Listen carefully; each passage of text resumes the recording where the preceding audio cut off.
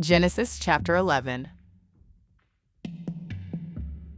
All people on the earth had one language and the same words. When they traveled east, they found a valley in the land of Shinar and settled there. They said to each other, "Come, let's make bricks and bake them hard." They used bricks for stones and asphalt for mortar. They said, "Come, let's build for ourselves a city and a tower with its top in the sky, and let's make a name for ourselves so that we won't be dispersed over all the earth."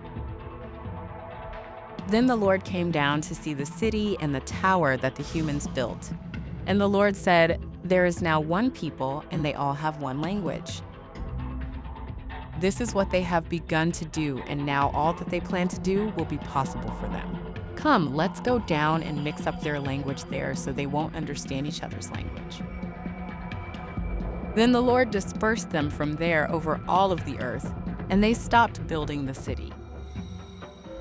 Therefore it is named Babel, because there the Lord mixed up the language of all the earth, and from there the Lord dispersed them over all the earth.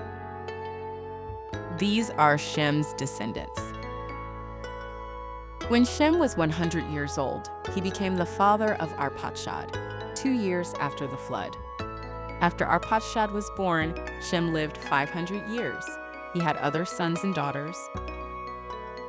When Arpachshad was 35 years old, he became the father of Shelah. After Shelah was born, Arpachshad lived 403 years. He had other sons and daughters. When Shelah was 30 years old, he became the father of Eber.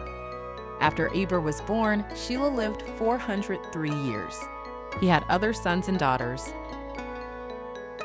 When Eber was 34 years old, he became the father of Peleg. After Peleg was born, Eber lived 430 years. He had other sons and daughters. When Peleg was 30 years old, he became the father of Reu. After Reu was born, Peleg lived 209 years. He had other sons and daughters. When Reu was 32 years old, he became the father of Serug. After Serug was born, Reu lived 207 years. He had other sons and daughters. When Serug was 30 years old, he became the father of Nahor. After Nahor was born, Serug lived 200 years. He had other sons and daughters. When Nahor was 29 years old, he became the father of Terah. After Terah was born, Nahor lived 119 years. He had other sons and daughters. When Terah was 70 years old, he became the father of Abram, Nahor, and Haran. These are Terah's descendants. Terah became the father of Abram, Nahor, and Haran. Haran became the father of Lot. Haran died while with his father Terah in his native land in Ur of the Chaldeans. Abram and Nahor both married. Abram's wife was Sarai, and Nahor's wife was Milcah, the daughter of Haran, father of both Milcah and Iscah. Sarai was unable to have children. Terah took his son Abram, his grandson Lot, son of Haran, and his son Abram's wife Sarai, his daughter-in-law. They left Ur of the Chaldeans for the land of Canaan, and arriving at Haran, they settled there.